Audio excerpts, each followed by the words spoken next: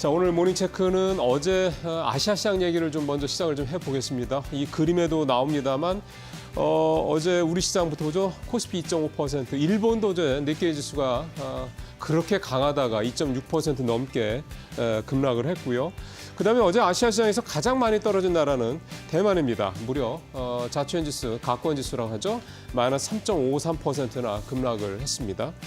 그리고 다른 나라들, 중국은 사실은 약보합 정도였고요. 인도도 뭐 0.4% 정도, 말레이시아나 싱가포르도 0.27% 정도. 그러니까 한국과 일본, 대만의 어제 이 시장 낙폭이 가장 컸습니다. 이제 거꾸로 얘기하면 미국발, 이 트럼프발 관세 어떤 전쟁에 가장 큰 피해를 입을 나라가 특히 아시아권에서는 이 세 나라일 것이다라는 부분들.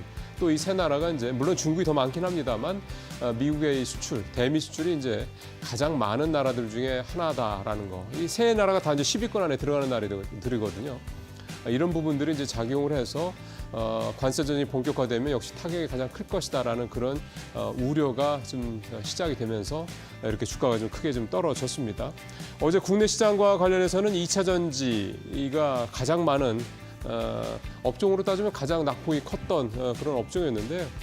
IR 관련된 이제 AMPC 뭐 조정 또는 폐지 뭐 이런 얘기도 나오고 있고요. 실적으로는 IRA법 자체의 뭐 조정이나 폐지가 어렵다는 얘기가 나옴에도 불구하고 그동안에 워낙 투자 심리가 위축돼서 그런지는 모르겠어요. 자꾸 부정적인 쪽으로 더 해석을 시장에서 좀 하는 것 같습니다.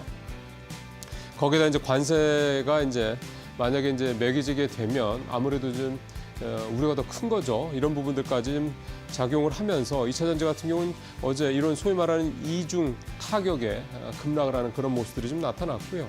반도체 소부장주들도 어제 좋지는 않았는데 SK하이닉스가 4%가 넘게 하락을 했고 그다음에 한미반도체는 6% 넘게 5% 넘게 하락을 하는 등 어제 반도체 소부장주들도 낙폭을 좀 줄이긴 했었지만 많이 좀 떨어졌습니다. 삼성전자는 어제 앞서 헤드라인에도 말씀드렸습니다만 외국인 지분율 49.99%까지 떨어져서 2년 만에 2023년 1월 이후 2년 만에 50% 아래로 좀 내려오기도 했고요. 삼성전자 같은 경우는 사실은 어제 이런 악재도 있었지만 또 호재도 있었죠. 뭐 오늘 이제 샘 알트만 CEO도 만난다고 이재용 회장이 만난다는 얘기도 있긴 합니다만 일단 삼성전자 이재용 회장이 소위 말하는 이제 여러 가지 그 법의 어떤 그런 그 테두리 이런 부분에서 좀 홀가분해졌다라는 거 이런 부분들 상당히 좀 중요한 부분이라고 볼 수가 있겠습니다. 이제 이재용 회장이 이제 이런 부분들을 다 털어내고 이제 CEO로서 삼성전자 대한민국 경제를 이끄는 삼성전자의 CEO로서 이제 어떤 행보를 보여줄지도 그래서 좀 주목을 해봐야 될 것 같습니다만 어제는 시장에서는 이제 그 부분보다는 전체적으로 이 관세 전쟁에 대한 이 충격 여파 이 부분이 더 작용을 했다 이렇게 좀 볼 수가 있겠습니다. 자 다음 코너로 가볼까요? 예, 조금 더 들어가 보겠습니다. 이 샘 올트먼 CEO 이제 모습이고요. 어제 카카오가요.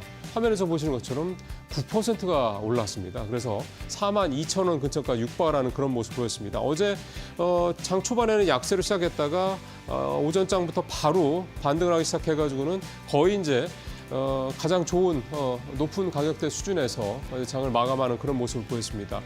지난 31일 날도 급등을 했었는데 그거를 생각하면 불과 이 거래일 동안에 주가가 20% 가까이 급등을 하는 그런 모습을 보였습니다. 잘 아시는 것처럼 카카오 17만 원대까지 팬데믹 직후에 올라갔던 주가가 3만 원대까지 떨어져서 정말 이 카카오 주식을 갖고 계신 많은 우리 개인 투자자분들 가슴에 대못을 박은 그런 대표적인 종목이기도 한데요. 어쨌든 주가가 최근에 좀 급등을 하면서 뭔가 좀 반등의 신호탄이 아니냐 이런 해석을 좀 낳게 하고 있고요. 앞서도 말씀을 드렸습니다만 오늘 샘 올트먼 CEO가 카카오의 미디어데이에 직접 또 참석을 하게 됩니다. 여기서 이제 기자들과 뭐 얘기가 좀 왔다 갔다 있겠죠. 거기서 이제 어떤 얘기들이 나올지 일단 주목이 좀 되고요.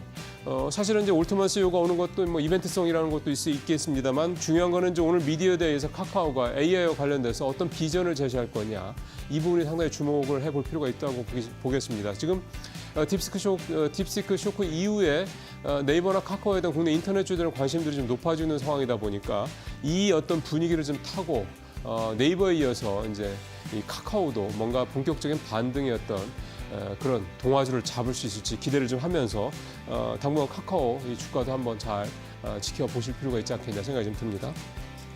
자, 마지막은 이제 어제 대왕거래 관련주들 주가 급등했다는 얘기를 좀 짧게 말씀드리겠습니다.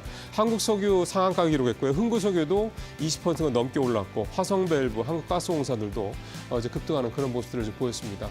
사실은 이제 12.3 비상계엄 사태 이후에 이 대왕거래 관련주들은 정책 수혜주의 대표적인 어떤 종목들로 지목이 되면서 주가가 또 가장 많이 떨어졌던 그런 종목이기도 합니다. 뭐 실체가 있냐 없냐 얘기부터 시작을 해서 여러 가지 정책 불확실성이 가장 큰 타격을 받았던 그런 관련주들인데 어제 최대 51억 배럴 규모의 추가 어떤 광구가 있을 수 있다 이런 얘기가 나오다 보니까 이런 보고서가 나오다 보니까 시장에서 이 부분에 대해서 특히 전체적으로 장이 좋지 않다 보니까 수급이 이 대왕거래주로 좀 집중이 됐던 그런 여파도 좀 있는 것 같고요. 일단 울릉분지 중심으로 해서 이제 최대 191억 배럴까지 뭐 늘어날 수 있다 이런 얘기가 좀 나오고 있으니까 물론 실체가 아직 확인된 건 아니긴 합니다. 이제 결국 시추를 해봐야 되는 거니까요. 뭐 봄쯤 가면은 뭔가 좀 가시적인 어떤 내용이 나오지 않겠냐 이런 기대감을 좀 낳기는 하고 있습니다. 어쨌든 대왕거래 관련주들이 다시 오래간만에 기지개를 폈다 이 소식으로 오늘 모닝체크 좀 마지막 코너를 좀 마무리하도록 하겠습니다.